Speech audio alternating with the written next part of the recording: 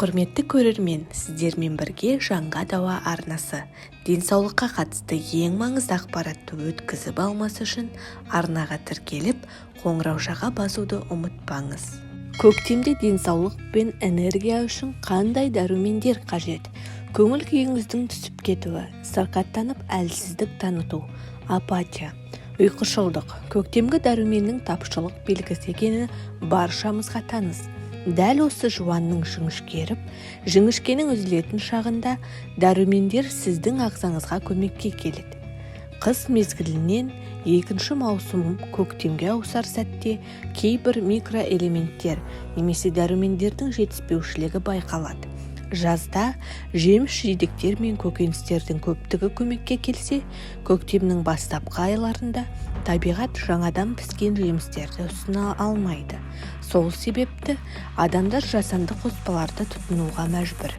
Сонымен, көктемде иммунитетті көтеріп әлсіздіктің алдын алу үшін қандай дәрумендер қажет? Дәрумен тапшылығының симптомы. Көктемде қандай дәрумен ішу керектігін білу үшін алдымен сізге қандай дәрумен жетіспейтінін денсаулығыңыздың жағдайына және сыртқы көрінісіне қарап анықтау қажет. Адамға көбінесе А, С, Д, Е және В тобындағы витаминдер жетіспейді. Оны қалай білсе болады?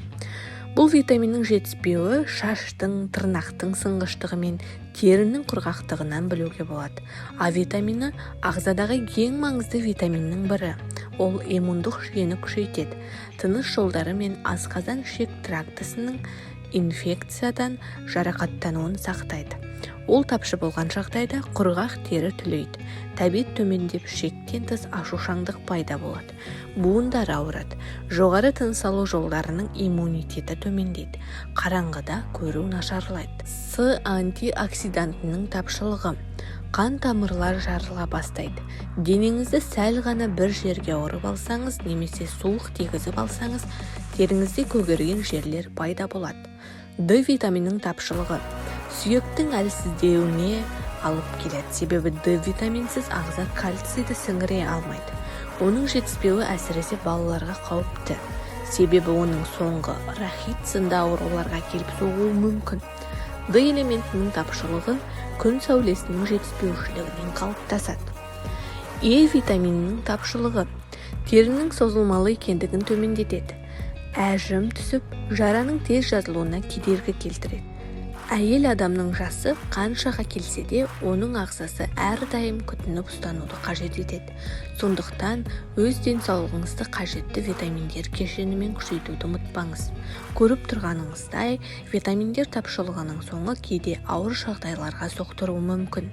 Оның алдын алу үшін диета ұстау керек. Егер ағзаңызда дәрумен тапшылығы барын сезіктенсеңіз, дәрігерге барып кеңес алуды кешіктірмеңіз. Дәрігер қан талдамасынан кейін ем тағайындайды. Құрметті көрермен, бұл тек ұсыныстар ғана. Кез келген дәріні қабылдар кезде алдымен дәрігермен кеңесіп алғаныңыз жөн.